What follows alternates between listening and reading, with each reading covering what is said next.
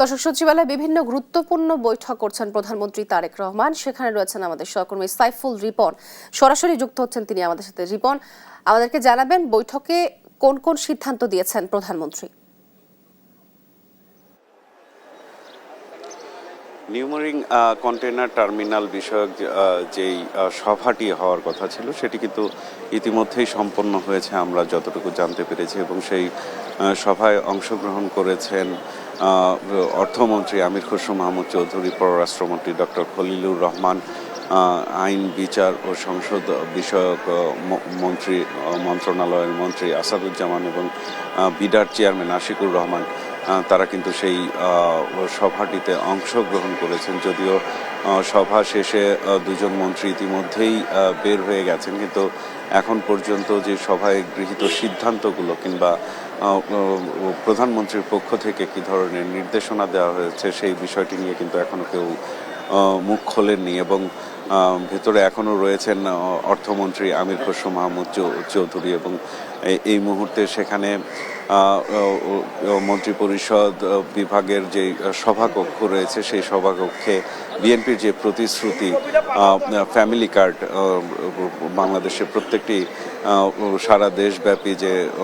নারীদের স্বাবলম্বী এবং ক্ষমতায়নের জন্য যে প্রতিশ্রুতি দেওয়া হয়েছিল সেই প্রতিশ্রুত ফ্যামিলি কার্ডের বিষয়ে আজকে দ্বিতীয় দিনের মতো সভা অনুষ্ঠিত হচ্ছে, এবং সেই সভাতেও কিন্তু সরকারের সংশ্লিষ্ট মন্ত্রণালয় সহ এবং অর্থ মন্ত্রণালয়ের মন্ত্রী রয়েছেন সেখানে, এবং সমাজ কল্যাণ মন্ত্রী রয়েছেন। তারা সবাই প্রধানমন্ত্রীর সভাপতিত্বে কিন্তু এখন এই মুহূর্তে বৈঠক করছেন, এবং সামগ্রিক বিষয়গুলো নিয়ে আসলে সভাগুলো শেষে অর্থমন্ত্রী বের হয়ে হয়তো সংবাদকর্মীদের সাথে কথা বলবেন, এবং কী ধরনের নির্দেশনা প্রধানমন্ত্রীর পক্ষ থেকে দেওয়া হয়েছে এবং কী ধরনের সিদ্ধান্ত সভা থেকে নেওয়া হয়েছে সেই বিষয়গুলো আমরা বিস্তারিত জানতে পারবো। নিউমারিং কন্টেইনার টার্মিনাল নিয়ে কিন্তু ইতিমধ্যেই আরব আমিরাতের একটি কোম্পানি ডিপি ওয়ার্ল্ডের সাথে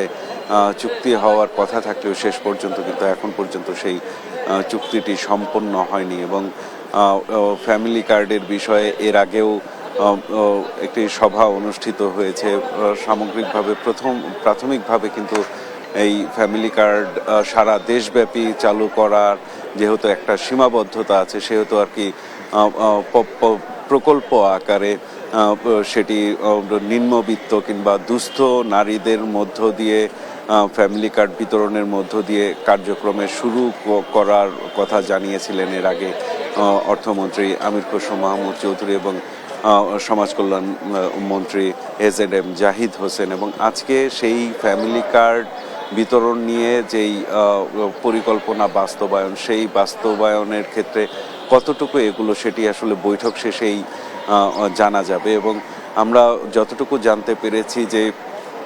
এই ফ্যামিলি কার্ড বিতরণের যেই পরিকল্পনা সেটি আসলে শুরুতেই সারা দেশব্যাপী এটি একসাথে কার্যক্রম শুরু করা সম্ভব নয়, এবং প্রাথমিকভাবে প্রকল্প আকারে মূলত সমাজের সবচেয়ে দরিদ্র অবস্থায় যারা আছে, দুস্থ অবস্থায় যারা আছে সেই সব পরিবারের নারী সদস্যদের ফ্যামিলি কার্ডের মাধ্যমে আর্থিক সহায়তা তুলে দেওয়া হবে, এবং পরবর্তীতে ধীরে ধীরে সেটি নিম্নবিত্ত থেকে উচ্চ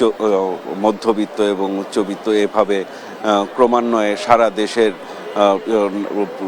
বিভিন্ন পরিবারগুলো, সারা দেশব্যাপী যে পরিবারগুলো রয়েছে সেই পরিবারগুলোর নারী সদস্যদের হাতে সেই ফ্যামিলি কার্ডগুলো তুলে দেওয়া হবে। তো এই ছিল আমার কাছে এখানকার সর্বশেষ পরিস্থিতি। তো